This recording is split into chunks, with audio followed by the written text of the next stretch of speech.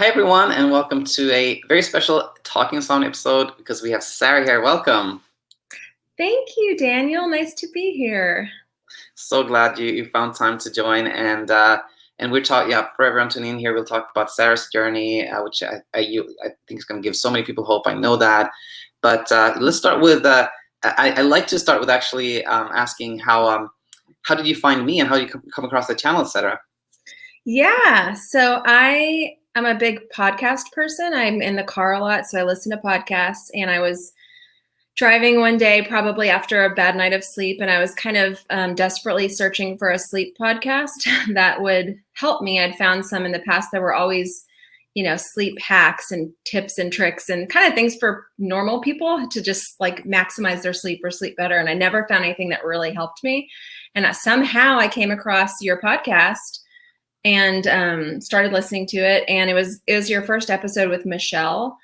And, she was talking about just how she had always thought of her sleep issues as like a medical, physical problem, and realizing that they're more of a brain thinking problem. It was just like this huge aha moment for me because I saw myself in that and I had never thought of it that way. And it really just kind of changed everything. Like even that evening, I listened to several more episodes and I think I ordered Set It and Forget It immediately. And I got kind of like really into it. And even that night I started sleeping a little better. Like it was really just the knowledge. It was really kind of instantaneous that I absorbed it and it started to change me a little bit. So. Absolutely. I mean, the knowledge was surely there, but I think it probably also was just knowing that I'm not like, it's just not me. There's other people who have the same thing, and it's nothing. That thing probably helped too, right? Yeah. Well, I'd never. So weird. We'll talk about it, but I'd been struggling with sleep for my whole life, basically since I was a little kid. And I never really thought of myself as an insomniac or having insomnia. I just, for some reason, thought of insomnia as people who don't sleep at all, like they just can't sleep. Whereas I always slept some and slept kind of okay, but I took a really, really long time to fall asleep at night. And I'd wake up tons of times throughout the night and have trouble falling back asleep. And I would sometimes wake up really early, like 4 a.m. and not be able to fall back asleep at all. Stuff like that. But I always slept kind of okay. So for some reason, I never thought of insomnia as something that I had. But then when I heard the first few episodes of the podcast, it was super comforting because I realized not so much about the label of insomnia, but just that I'm not alone in this at all. Like so many people struggle with the exact same things. And I'm not weird. I'm not unique. I don't have this like freak problem that is just like horrible, that is so much worse than everyone else. Which I'd kind of felt like that my whole life. Like something's really wrong with me. I was just born this way and it's how I'm wired and other people just don't get it. And to hear other people struggle with the exact same things and feel like I'm kind of normal, it was hugely comforting. Absolutely. And these episodes are so great for the community, but myself too. And now I'm like picking up on this. Like I'm going, aha, yeah, there are probably people out there who think that insomnia means not sleep at all. And I'm learning a lot from this. And I've heard that a few times before, but that just brings up to my attention. But anyway, let's talk about this because that's something that I know, and I think also I particularly was happy that you were willing to be a guest because this has been going for a long time, and people often think like if it's been for a long time, then things are hopeless, blah blah blah. They're not at all. But so let's start from the beginning. Like it was even as a child, you remember having some trouble sleeping, or yeah? Yeah, I was thinking back. I don't remember a time where I didn't have trouble with sleep. Like as a baby, I probably slept fine, but as a young kid, as early as I can remember, probably 5 or 6 years old, I struggled with sleep. And I've always been, like a lot of people on this channel, I've always been very type A, kind of like high achieving, perfectionist, overthinker. And so when I was little, I would have trouble sleeping and I'd freak out about it. I'd be really anxious, like, oh no, I can't sleep. This is terrible. I'd come out of my room a bunch of times, go to the bathroom a bunch of times. My parents would have to try to calm me down. And I was probably like, 6 years old at this point. And I remember like my parents were practicing Zen Buddhists. And so my dad had these eye exercises that were basically like pressure points where he'd push on my face just to help me relax and kind of calm down because I was so like tense and wired from anxiety. And that would help a little. And I remember he would say when I was really, really anxious, he would say, sleep or rest is as good as sleep. Just close your eyes and just rest, and your body will sleep when it needs to. It's okay if you don't sleep. It's just rest. And it was such like wise words, and it helped a little. Like it did calm me down a little. But then it took me, another 30 plus years to like really get it. And it's so funny that, I think back on that, like, wow, my dad really knew what was up, but I didn't. It took me a long time to listen to it. Absolutely. And so it's interesting because the most common story is that it's actually sort of the opposite, that the parents are the people who say like, no, you got to go to bed. It's important to sleep. Go to bed. But it wasn't really like that for you at all. No, I mean, I think I put that pressure on myself, I guess, just like I do in my life in a lot of things I've come to see, especially through this program and this work, like just how I do this with a lot of things. I never likened it to sleep. I never realized the connection with my anxiety and just kind of my overthinking brain and my, like, I'm like, that type A personality and how it translated to my sleep. But that I got to sleep well is just another task, another thing to do well at or to achieve. Absolutely. And it just struck me that for people that are tuning in and don't know this, you and I worked through BedTyme to that program. Mm-hmm. And also, uh, even though like your parents weren't pressuring you in any way like that, this idea that one should fall asleep at this time, and one should sleep about this amount of time or so, that still comes from sort of society in some way or another. And I just mentioned that for anyone who's thinking like, I did this to myself. Well, not really, because the construct of time, the idea that those things are out there in society. So it's not like it doesn't completely just come from the inside, like. But anyway, I just want to add that. So really, from it as a young child, it was this kind of struggle, and was it kind of like just always kind of the same for like 30 some years, or did it kind of go up and down, or what was life like? Yeah, it's funny. Like there are long periods of time in there that I don't remember it being my main focus. I think probably because my brain and my personality had other things to worry about more. Like Exactly. I became a classical flute player in high school / college / after, and it was just that became my focus, and so my anxiety probably was channeled more towards that. And I still never slept well. Like I had self-diagnosed myself really young as like a bad sleeper, not as an insomniac, but just I'm a bad sleeper. This is who I am. This is just something, it's like my cross to bear. It's just something I was born with, and I'd have to manage it. But I would tell people all the time, I'm a terrible sleeper. I'd love talking about it. But yeah, like, so I think all through college, I remember just not sleeping a lot, which a lot of people in college probably can relate to that. Staying up partying and studying and all the things. And yeah, and even after college, I just never slept very well. It was always something that I thought was bad about, and because I'm such a perfectionist and such an achiever, it really bothered me. Like as this thing that, like you said, society tells you get 8 hours a night, you need sleep to be healthy. There's all these books out there. Like there's all this material that will really freak you out. And you think, wow, I'm doing so well in all these other aspects, but I'm failing at this. And this is a problem. It's something I need to figure out. So, I mean, I think probably in my 20s and, for the last 15 years or so, I went down the rabbit holes, all of them, and tried to solve the problem in any way I could. Sleeping pills, supplements, doctors, sleep hygiene, books, everything I could think of. And of course, nothing worked. I mean, and the obsession made it worse. Obviously, now I know. But like I said, talking about it to everyone, I loved asking people about their sleep. I loved, when I'd meet someone or, asking them, what time do you go to bed? Do you wake up in the night? What time do you wake up in the morning? And of course that's dangerous because most people or a lot of people will say, I don't know, like I sleep through the night. It's fine. And then you feel like an even bigger weirdo that I never sleep through the night. And I tell people that and they would seem horrified. And then that horrified reaction makes you feel even weirder and worse. And Um, so yeah, it was. Yeah, no, absolutely. It's just like you say, when people go like, what do you mean? Then it's like, oh no, there's really something off here, etc. But do you think when you kind of like to talk to people about it, was it because you were looking for kind of the clue that would change everything, or was it more that you were maybe looking for somebody else who was like you, somebody so you felt less alone, or what do you think for you drove that? If you said, well, Probably both, but mostly trying to solve it, trying to find the key. Like that was like my perpetual search, was to find the little thing that was going to change everything. You know, if I can just figure it out, like this, all these people sleep fine and they don't have these problems, and what are they doing? If I can just figure out what are they doing differently from what I'm doing, then I can sleep better and I can just figure it out.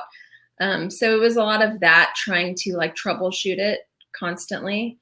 And yeah, and I think also then occasionally I would come across someone who didn't sleep well and would say, oh my gosh, same thing. I'm up a million times a night and it takes me forever to fall asleep. And that was, of course, comforting. You know, but then I think the bigger part of that was, okay, but let's try to figure this out. Let's solve this, you know. exactly. Yeah, Because even until the day I found your podcast, I was doing that same thing. I was trying to find a podcast that would tell me how to solve my problem. And I actually did. yeah, exactly. What I thought it was. That's the little irony there, is that, you know, problem solving can help when you find a channel or a teaching that tells you that the problem solving is the problem, something like that, little thing there. But I was going to ask, there's something specific I want to ask, but yeah, it was more like this. So there were times where your attention was taken away by, you know, trying to like play the flute, other things, and sleep wasn't really on the radar. But then there were probably other times where it was kind of surfaced as more on the radar. So this is just for people tuning in here. Like there were episodes too when it was quite a struggle. I'm sure. Yeah. I mean, and I think I never made the connection between anxiety and sleep. And, you know, I never thought of myself as having anxiety. Again, like I know I would say I'm a type A person. I'm very like an overthinker and kind of high strung, but I never thought of, anxiety like as something. But I think, you know, there are times when my life got very stressful, something in my life, I started a business and, you know, I run a team of people. And if there's work stress going on, I sleep particularly badly. And, you know, it's just, I kind of realized that that was the case, that when I was stressed and when I had a lot going on, it would get worse. But yeah, I never fully made the connection between what was going on in my brain and my sleep. Exactly. So to summarize that and see if I understood this correctly, is to say that you did see that when there was more stress at work, you didn't sleep quite as well, but that didn't really translate to all of the trouble having with sleep is really driven by anxiety, right? Yeah. I still thought this underlying assumption was that I'm wired this way. I was born this way. I have some like physical condition that doesn't allow me to sleep well. You know, unlike people who just sleep and don't have to think about it. That's just not me. So it's like I always still assumed I'm a bad sleeper. I'm going to be a bad sleeper, but I've noticed it's worse when I'm anxious or stressed. Yeah.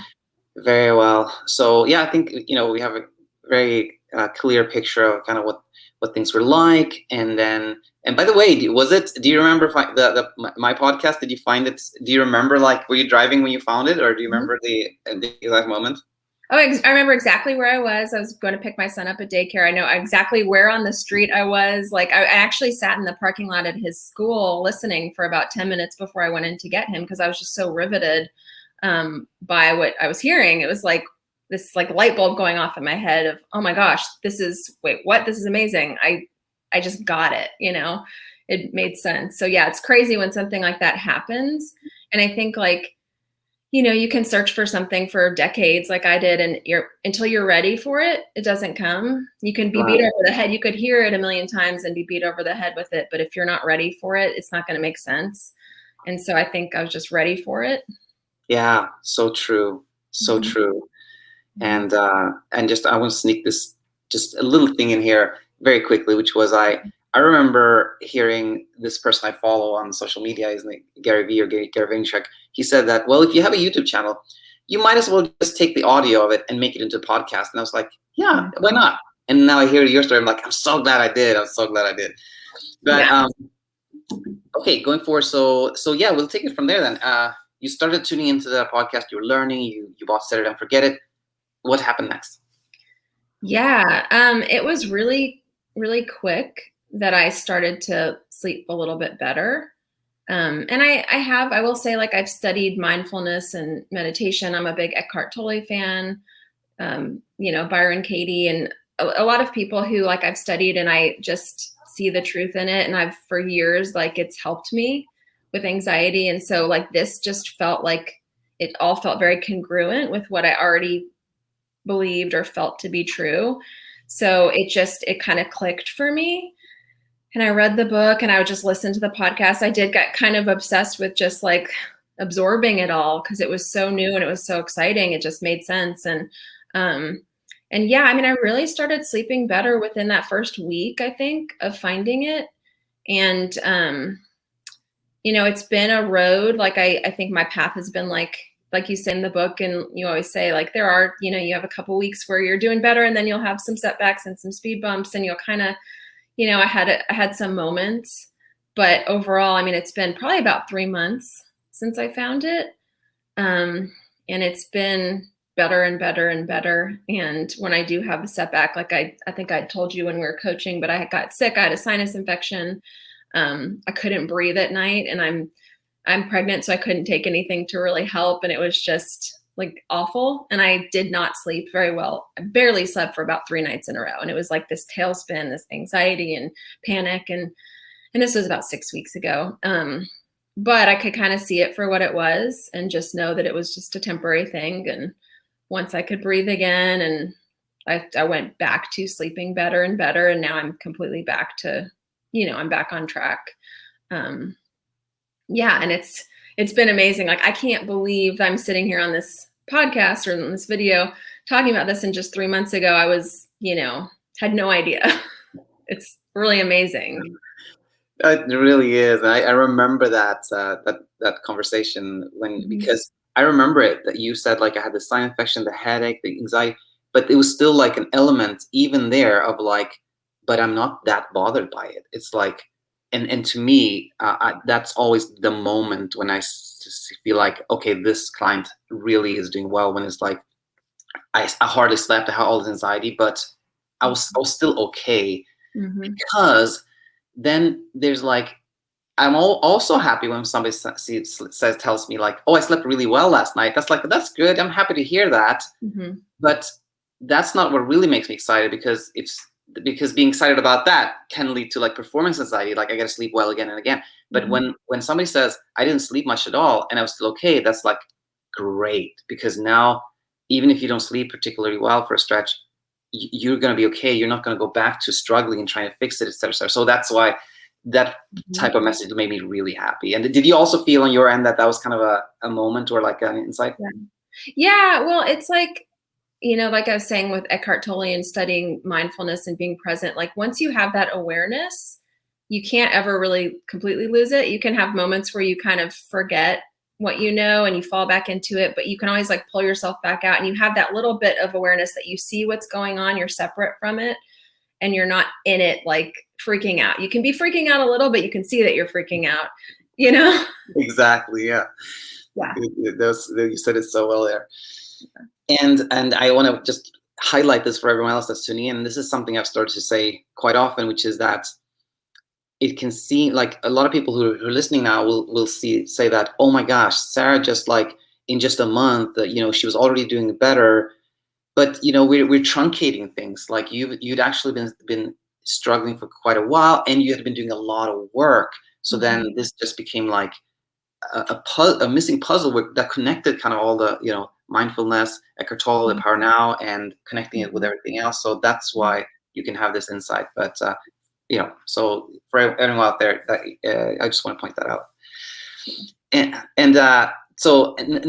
One more thing I want to talk about was, I think in one of the last messages where we communicated in the app, you said that something to the effect that this struggle with sleep has taught me a lot, that I think is helpful in other areas of life, in life in general. Like, can you spend some more time on that? Yeah, I mean, I think it all goes back to that awareness piece of like understanding what my brain is doing and why. And I mean, and seeing it for what it is and realizing that that translates through my entire life, because I've had anxiety over one thing or another. And I see a therapist occasionally and I tell her, like, I've noticed that, like, it's not this one, it's not this thing. It could be sleep one day, it could be work the next day, it could be my son, and it's like the anxiety, the worry finds a place no matter what I do to kind of, I guess, displace it or fix the problem. And so just realizing that was really interesting, that this sleep thing has been a place for me to have anxiety. And then, but realizing it goes other places too, and seeing it again, the awareness of seeing it for what it is and saying, oh, my brain is, we have very high functioning brains, which is great as humans. Like, we're very fortunate and they're very helpful to our survival and our livelihood and everything. But the detriment of that is that, it can really see problems where there aren't any, and like trying to keep you safe in that like high alert state all the time. I was in fight or flight mode all the time. And it wasn't about one thing. It was just my brain going, okay, what's next? What do we got to do? What do we got to fix? What do we got to figure out? What's coming at us? What might come at us? Like the worry of what might happen in the future. Well, I might have slept well last night, but what if I don't sleep well tonight? Like that. And it could be about sleep or it could be about anything else. So I'm just seeing it now when I'm anxious or when I have those thoughts, to just again step back from it and see, oh, it's my brain doing that again. And like saying, okay, brain, thank you. I appreciate the concern. Like, I see what you're saying. I see you, but we're okay. We're fine. That's not happening. And if it happens, we'll deal with it, but we're okay. Like, it's just, and it's helped me just in every aspect of my life, really. So glad to hear this, and just I'm just kind of gonna echo what you said, just for everyone that's tuning in here, which is that, you're not saying that you will never be anxious again, because a lot of people think that the goal is like not being anxious, but that's impossible. Like, we all are anxious, and there's going to be in different aspects. So like, we're all going to be that.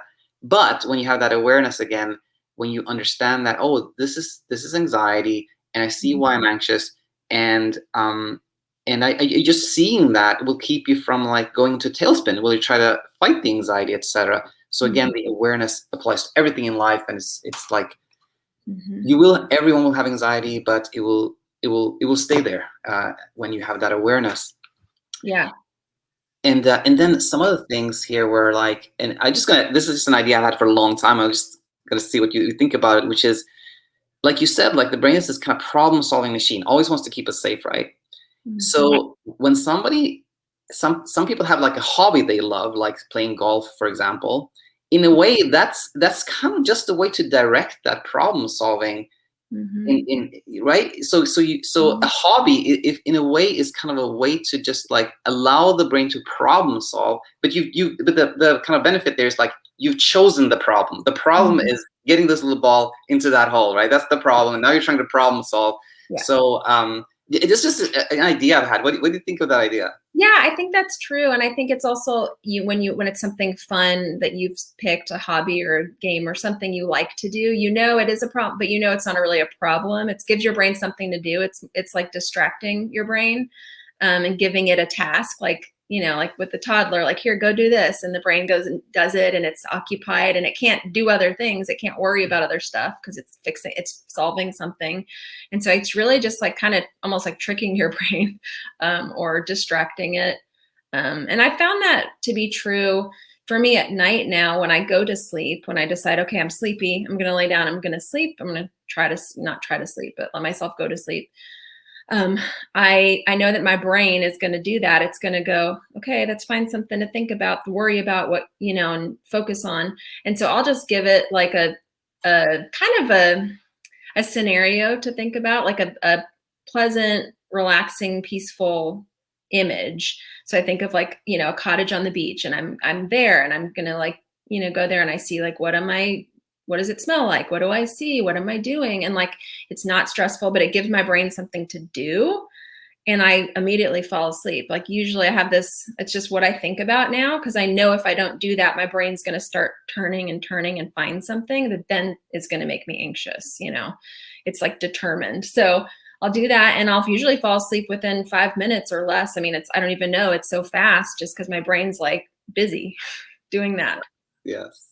So weird. Exactly. No, I love hearing this. And Coach Michael, who has, he hasn't been around for a while, and he's very welcome. I hope he will join again soon. But he always talked about exactly that, kind of like give your brain like this scenario or take the mental journey and let it do it. Yeah, exactly.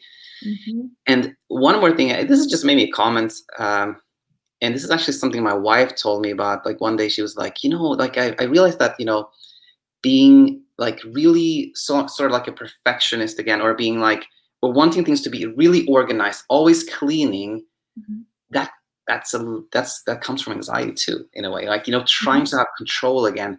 And so, and it's just echoing what you said, but that can be good for people to kind of be aware of. Like, if you think of yourself as like, no, I'm not anxious at all, I just like things to be like exactly like this, there's a little bit of like desire for control, anxiety behind it, right? Yeah, and that's what it was. Like I never thought of myself as anxious. I knew people who said they had anxiety and took medication, and I was like, "Oh, I don't have anxiety." But I am a perfectionist. I like things to be orderly. I like knowing, I'm a planner. I like knowing how things are going to go and just what they're going to look like. And that's not realistic. Life is not that way. You can't plan for everything. You don't know how everything's going to go. And part of, being pregnant now, and just speaking to any moms or, people who are soon to be moms, and like I had my first son a few years ago, and I barely slept during my whole pregnancy because I was so anxious, or my brain was so preoccupied with, well, how's this going to go? How's the birth going to go? How's having a newborn going to be? What could go wrong? What's that going to look like? I mean, I would lay there at night for 9.5 months, like not sleeping, because I was so, and I don't even know that I thought of it as being anxious. I was just so overthinking it, which it is anxiety. I was very anxious. And then let alone when the baby came, and you have a newborn, you're trying to keep alive. It's terrifying.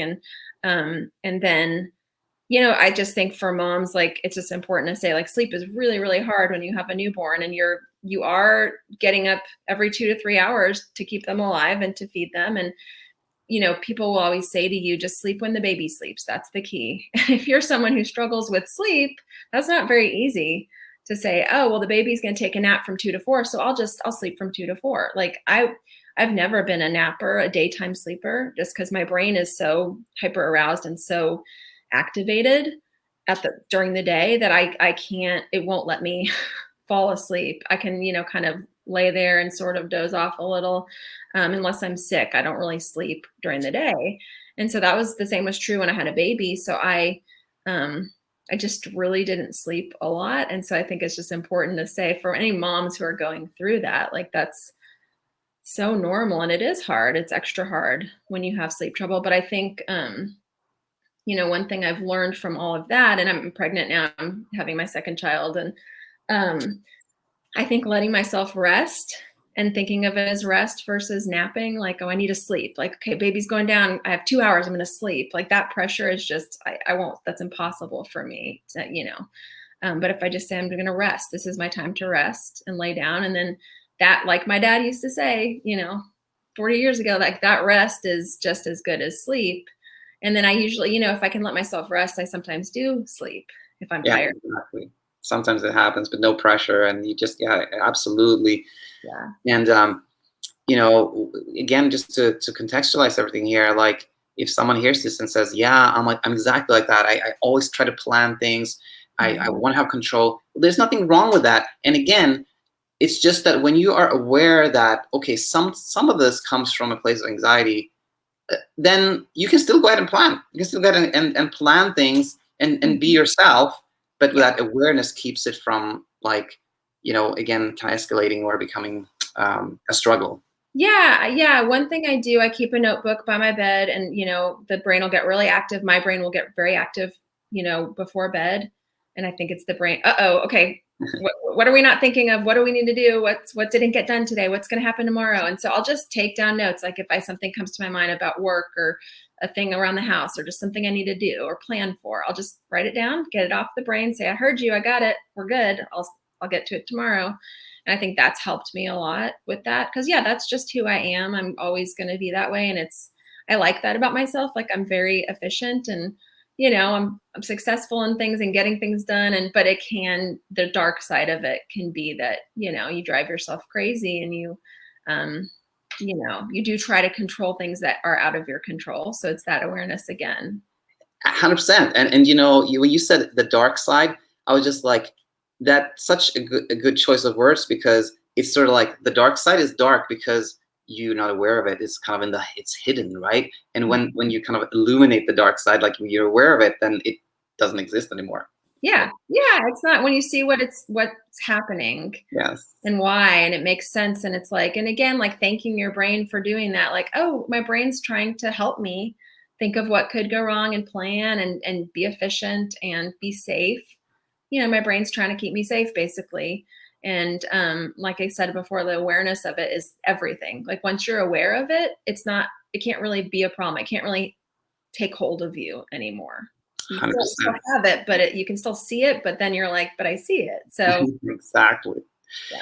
Love it. And I think I'll just say final question for you is for someone who has thought of themselves as like a bad sleeper. I've been a bad sleeper all my life. What would you say to that person? Yeah. I mean, you don't have to be, you're not a bad sleeper.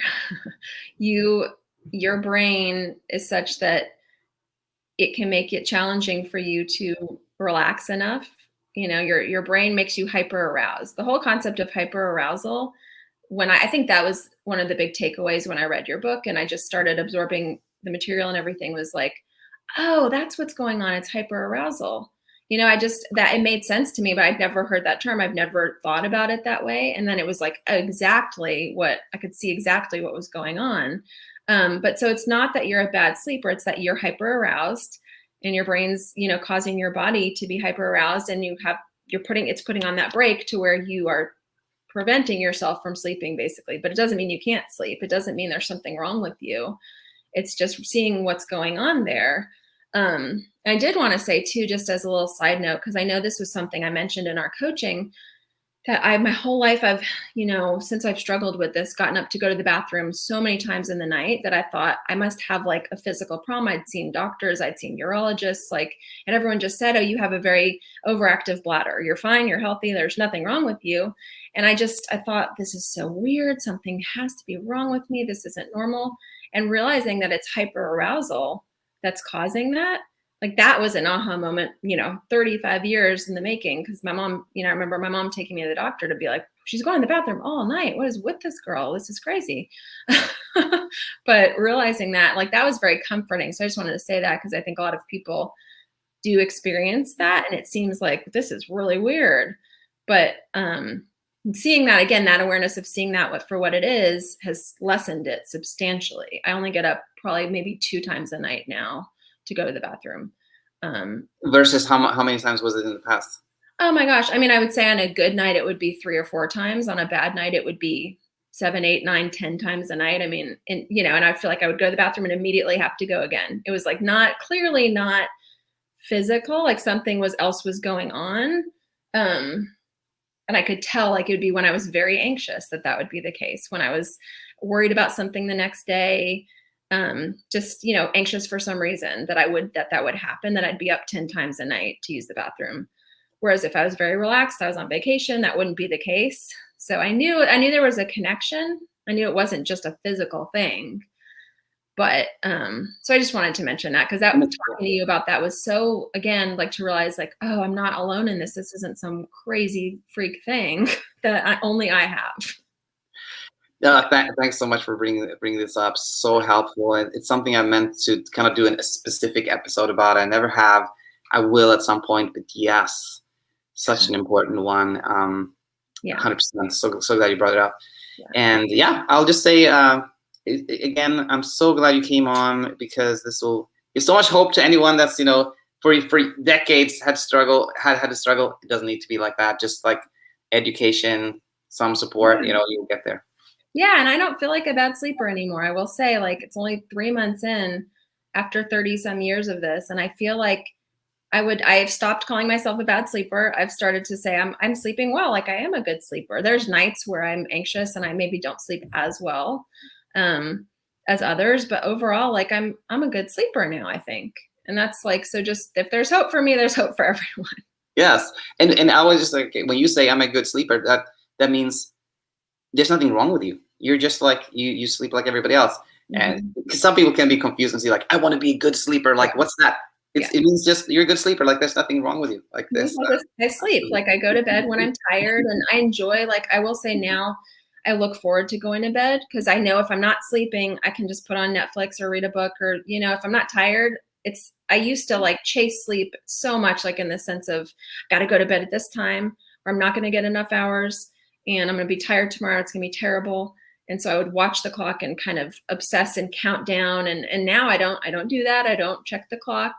I stop checking the clock at 10 and I get in bed when I'm kind of ready and then watch Netflix, read a book, listen to a podcast, do something that I enjoy. And if I'm not sleepy, I just keep doing that. So it's like a win-win. Like if I get sleepy, I go to sleep. If I don't, I just do something else. And so it's like, whereas I used to kind of dread going to bed before, and I would always sort of feel like a failure because I had this idea of you need to go to bed earlier, you need to get more sleep. If you get more sleep, everything's going to be better.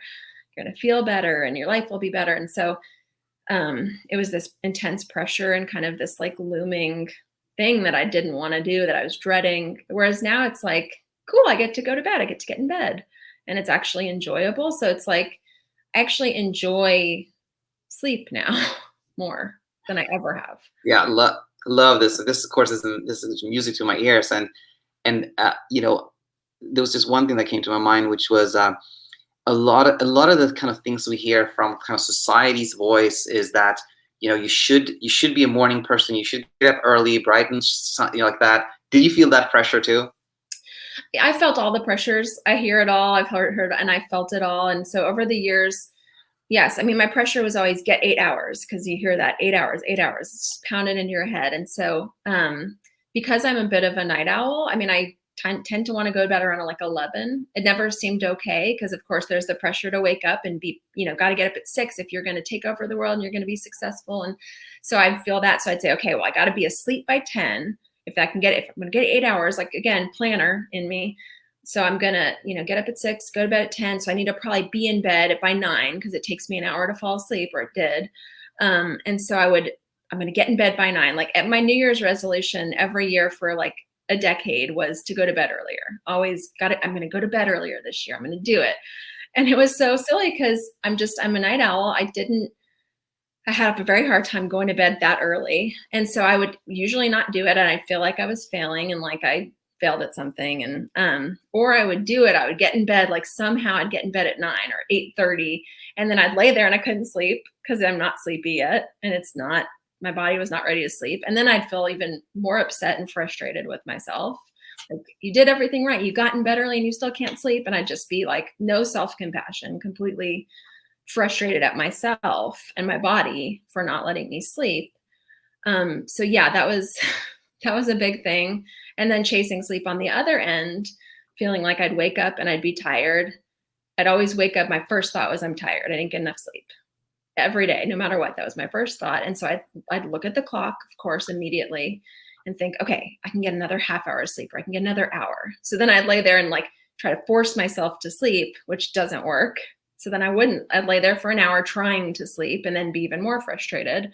So like, it seems silly now because I don't do any of that and I sleep so much better and I'm so much happier and relaxed around it. But that's what I did for, yeah, like 10 years, 20 years. I mean, it's what I've always done. And it made it so much worse. Yeah. Well, with that backdrop again, even more glad to hear how everything changed. And did you did you ever talk to your dad about like now I know what you meant or something like that? It's so funny. They live in New Mexico. We're in Tennessee. So they're coming to visit today. They're flying right now to visit us. And because of all this, I haven't seen him in a few months, but I'm 100%. I'm going to probably show him the episode and talk to him about it. Cause like, no, we haven't, I've never really gone back and said, I'm sure I've said, thanks for just calming me down. But like, just, wow, how were you so wise? Like, how did you know that? And like, I wish I just listened to you. All right. Yeah, that's gonna be. I'm sure it's gonna be like a moment for him and you too. All right. Yeah. Well, yeah, I'll say super super nice having you, Sarah. It's been so helpful, and just thank you again, and be in touch. Yeah. Thank you so much for everything you do. It's amazing. Thank you. Yeah. Bye now. Take care, Daniel. Bye.